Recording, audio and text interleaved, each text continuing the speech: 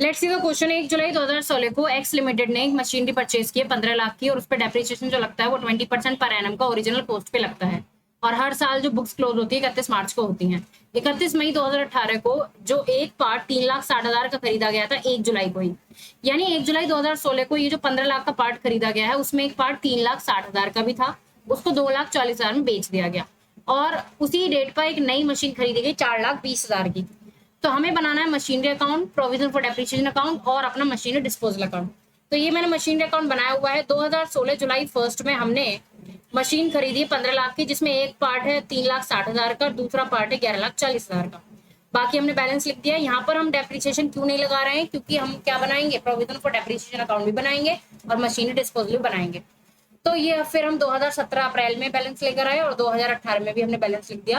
अब आते हैं हम 2018 अप्रैल 1 में। तो ये जो मई 31 की एंट्री है 2018 की, यहाँ पर हम मशीनरी डिस्पोजल के नाम से जो 3,60,000 की अमाउंट है वो मशीनरी डिस्पोजल में हम ट्रांसफर कर देंगे, क्योंकि हम क्या बना रहे हैं, मशीनरी डिस्पोजल अकाउंट अलग बना रहे हैं। और जब हम अलग बनाते हैं तो सेल, प्रॉफिट एंड लॉस, जो भी हम मशीनरी बेच रहे हैं उस पे होने वाले प्रॉफिट एंड लॉस, या फिर उस पे कितना हमने कितना बेचा है, उसको कितने में बिका है, तो वो सारी चीजें हम कहाँ लिखते हैं, मशीनरी डिस्पोजल में। तो हम इस मशीनरी अकाउंट में कोई भी एंट्री नहीं करेंगे। और सेम डेट पे हमने एक नई मशीन खरीदी है टू बैंक अकाउंट, कितने की कर दी है, 4,20,000। ठीक है, अब जो रहेगा बैलेंस उसको हम डाल देंगे मार्च 31 में 2018 बाय बैलेंस सीडी। ठीक है, इन दोनों को प्लस करेंगे, 3,60,000 माइनस करेंगे तो हमारे पास आ जाएगा 15,60,000। ठीक है, ठीक है, एक बार आप भी कैलकुलेशन कर लीजिएगा। अब हम बनाते हैं क्या, प्रोविजन फॉर डेप्रिसिएशन अकाउंट, या फिर चलिए प्रोविजन ही बना लेते हैं, provision for depreciation account. Provision for depreciation account. तो जब हम प्रोविजन फॉर डेप्रिसिएशन अकाउंट बनाते हैं तब हम जो लिखते हैं बैलेंस वो ऐसे लिखते हैं, देखिए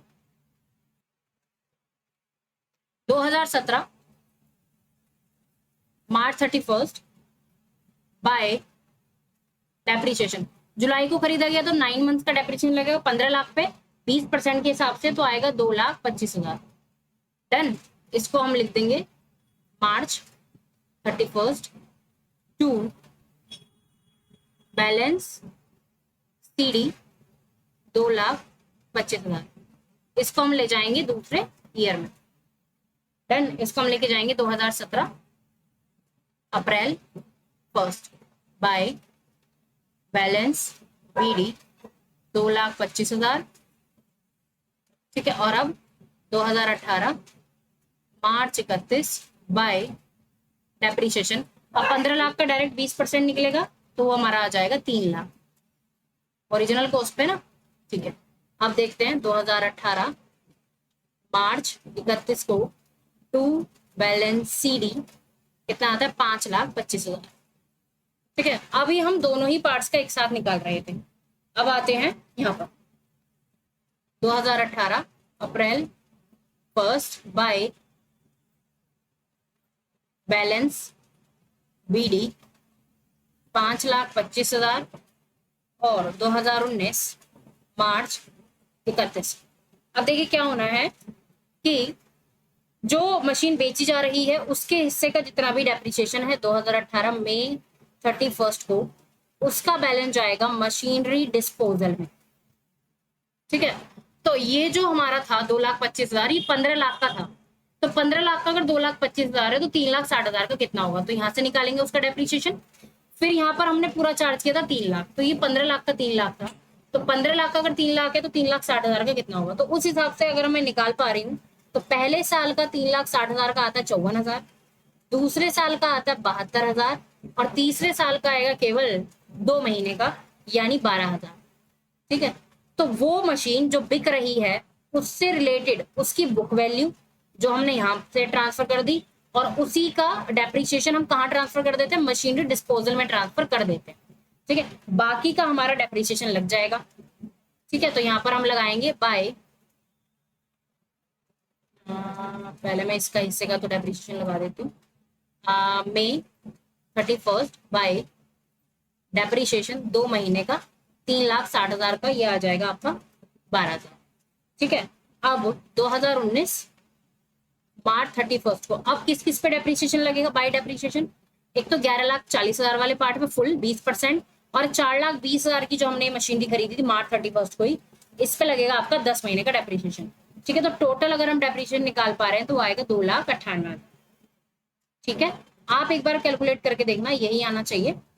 मेरे पास अभी कैलकुलेटर है नहीं, बट आप एक बार कर लेना। ठीक है, मार्च 31 को हम बैलेंस डाल देंगे इन सबको प्लस करके, 1,38,000 में से लेस करके, तो हमारा आ जाएगा टू बैलेंस CD 6,97,000। तो ये बना हमारा प्रोविजन फॉर डेप्रिसिएशन। अब एक बार क्या कर लेते हैं, डिस्पोजल भी देख लेते हैं। मशीनरी डिस्पोजल ये इजी है।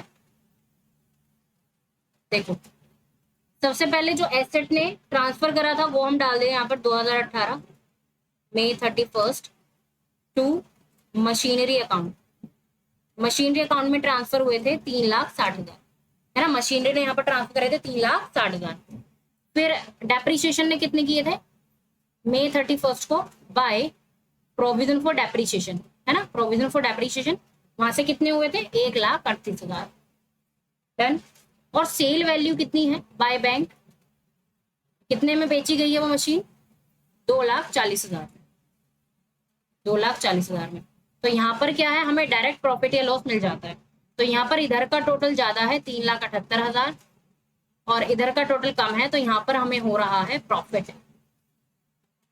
ठीक है, यहाँ पर हमें क्या हो रहा है प्रॉफिट। कैसे पता चला? अगर इधर की साइड आता तो लॉस होता, इधर की साइड आया तो प्रॉफिट। तो हमें 18,000 का इस पे क्या हो गया प्रॉफिट हो गया।